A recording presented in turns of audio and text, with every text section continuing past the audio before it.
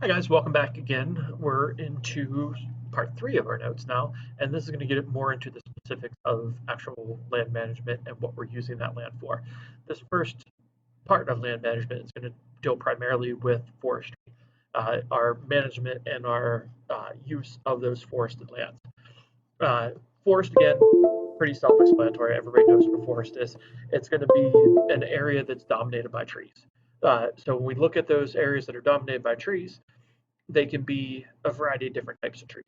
You can have hardwood trees that we use for building materials. You can have more of the softwood trees that we might use for wood pulp to make paper with. You have rainforest versus deciduous forest. You have deciduous forest versus boreal forest. All those different areas are going to have different uh, types of trees, different uses, all those things. So what we need to look at is how we're using those lands and use them more effectively. So when we look at the uses of them, sorry, I have to get this open up here first, and then we'll be able to get going. One of the big uses we're going to use them for is for commercial harvesting of the wood. And that commercial harvesting could be for building materials, for paper, it doesn't matter. It's going to be anytime we cut down trees to harvest them and sell them off. And that cutting of the trees is going to be the important part. We have two big basic types, clear cutting and selective cutting. Clear cutting, you remove all the trees in the area. You cut everything down, completely wipe out and decimate the forest. With selective cutting, you leave most of the trees up and only cut down the most mature trees. Both have benefits, both have drawbacks, but when we look at it, it's pretty evident from an environmental standpoint which one's better. So when we look at clear cutting, again, we don't discriminate. We cut all the trees down. We send the smaller, less valuable ones to the paper mills for pulp, and the more economically high value ones, where they're the larger trees or the hardwood trees, we're going to send those out for building materials and timber. The problem with this is, again, when we recut or sorry, cut the entire forest down, now we're leaving that land exposed to the elements. When the rain starts coming and falling, now that raindrop is falling and hitting with more force because it's not hitting those trees anymore and slowing down.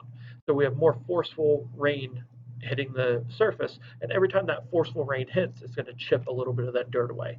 We're going to have higher rates of erosion. In addition to that, we lose a lot of the biodiversity we have because now we wipe out the entire forest. It does regrow, but it regrows all with a uniform aged tree. And the uniform aged tree is going to progress at the same rate the entire time. So species that were dependent on taller trees versus smaller trees and different varieties aren't going to be able to survive anymore because we're taking away their habitat and their food source. So we have a reduction in biodiversity. We have increased erosion rates, all different kinds of stuff. Even something as simple that you wouldn't think about, the sun shining down. Those trees block a lot of the solar energy, so it doesn't get as hot in forests. If you're ever walking in the summertime and you go into the woods, it tends to be 10, 15 degrees cooler in the woods than it does out in an open field because you don't have that sun pounding down on you. If I have trees here, that sunlight hits and those trees block it. If those trees go away, now the soil gets a lot hotter and evaporation rate increases. So I have less fresh water available. I could have that sun hitting down and raising the temperature of a stream that might run through the area. That's going to take fish out of their optimal range of tolerance. It's going to kill the fish off. So clear cutting is a pretty problematic thing from an environmental standpoint.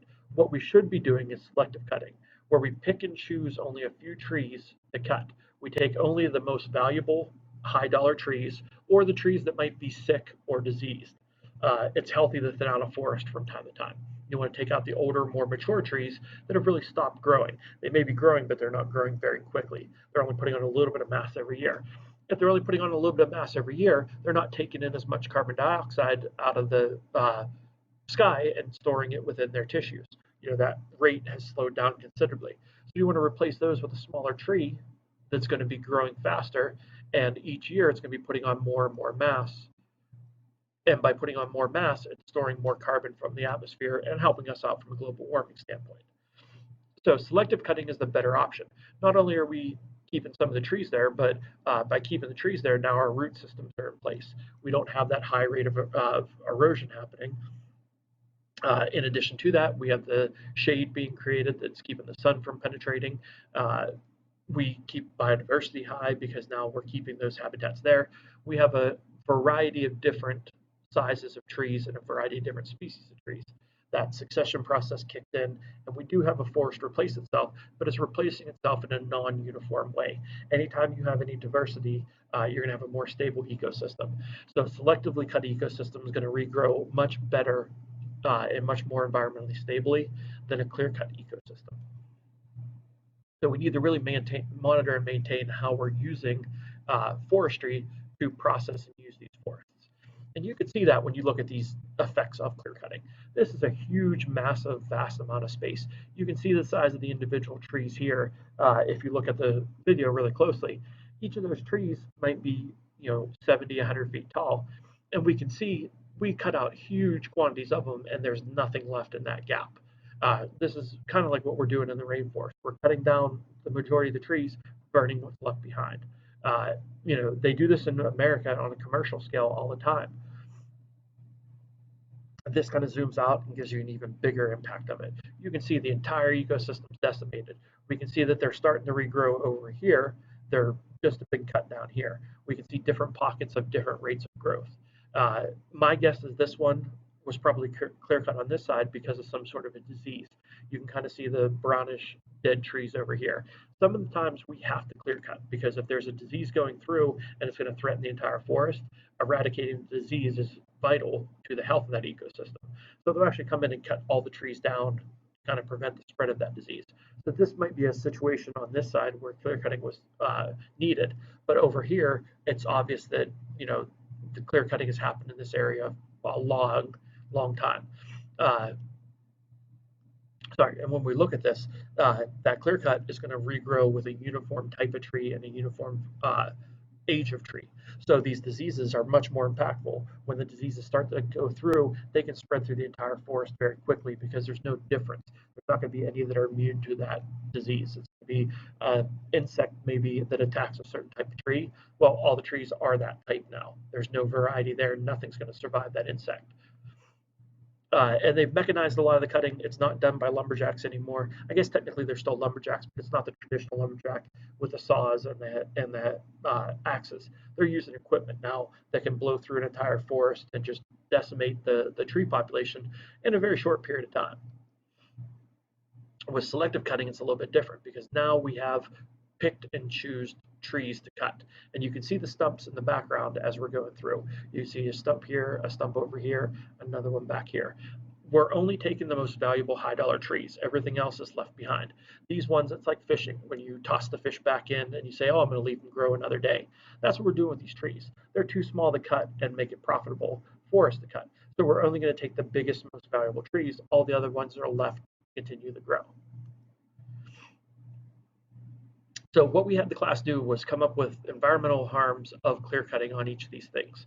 The fish we already talked about. One of the things you don't associate with fish and forests is the fact that the forests regulate the temperature of the water the fish live in. So when we start having the trees go away, now we don't have the shade in those forest ecosystems. The streams and ponds and the mountains and the forests start to raise in temperature.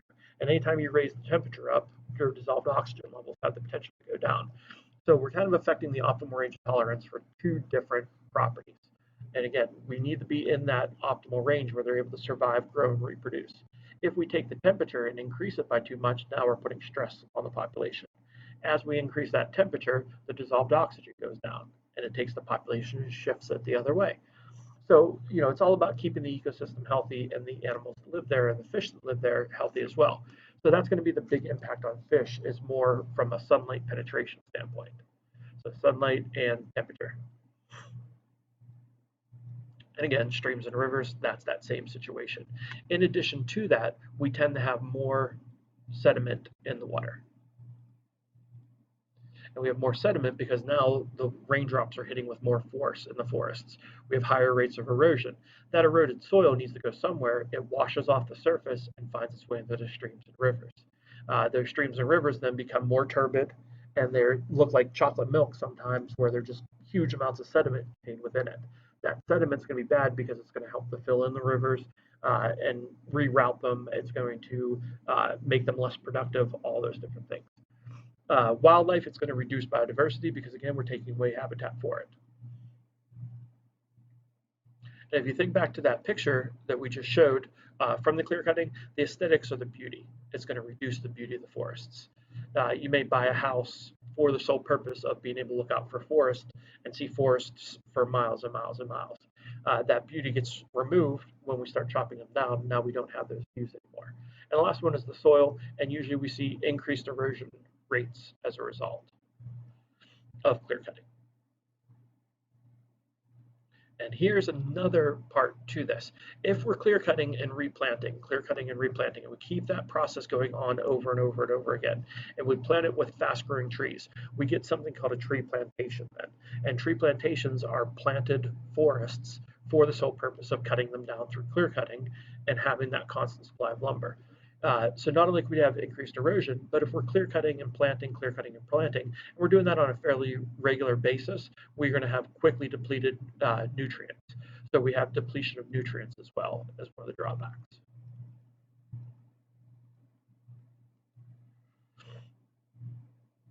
And again, these are the big problems with clear cutting. So you might ask yourself, why on earth are we doing clear cutting still? Why do we choose to harm the environment that way? Well, the big driving force behind it is it's profitable to do. I can cut an entire forest down very quickly because I'm not having to pick and choose which trees to cut. I'm not having to look at which way the tree is going to fall once I cut it so that it doesn't damage other trees. We're just going to go and mow down the entire forest as fast as we can so that we can cut them all down, ship those trunks out, and start having building materials produced and wood pulp and all those mulches and all those different things. So it's extremely profitable because of the time and effort involved in it. Right? If we look at selective cutting, for instance, it's going to take a lot longer. Anytime you take more time, it's going to cost more money. So it gets back to the old adage of, again, time is money. So we want to minimize that time expenditure. We're going to clear cut instead. So even though it has those environmental drawbacks, it's going to have a high usage rate because of the profits that we made. So we need to find a way to mitigate the damage from deforestation. By mitigating, we're reducing the impact of it. So after we cut, we want to reforest with new trees. And ideally, we want at least a 1-to-2 ratio. So one cut, two planted. And again, we want that because some of those seedlings are going to die. They're not all going to survive. Deer are going to eat them. They're going to get trampled. The water supply is not going to be strong enough to support them. By planting a 1-to-2 ratio, we're ensuring that we're replacing the biodiversity we're taking away. We're never going to fully replace the biodiversity because a healthy, intact forest ecosystem is a very biodiverse and thriving thing. If I cut it down and replant it, I'm replanting it, odds are, with one type of tree. So I reduce my biodiversity already there. The animals and plants that can inhabit that area are going to be reduced in biodiversity as well because there's not as many food options and as many habitat options. The next thing we want to do is practice sustainable forestry. This is using the forest within our maximum sustainable yield, cutting down only the trees that can replace. We want to do it in a non-harmful way. We want to limit the amount of roads we cut. We want to reduce soil erosion. We want to make sure we're taking into account environmentally friendly practices. And the last one's probably the biggest one. It's using reclaimed wood. When we think about the 3 R's, reduce, reuse, recycle, reduce is always the first thing we should do. And by reusing wood, we're reducing our consumption. We don't need new wood being made. So reclaimed wood could be anything from you're tearing down a house in an area. You're going to use the hardwood floors from that house in a new house that you're building, or to refinish an existing house that might have had carpeting. It could be taking barnwood and using barnwood to build furniture. Anything that you're reusing wood for or repurposing wood for a different purpose, that's going to be a big savings for us because now that's one tree that we just saved from having to be cut down. So this is probably our best way to do it, but we want to couple all three of these together, and that's going to have the biggest effect on mitigating the damages associated.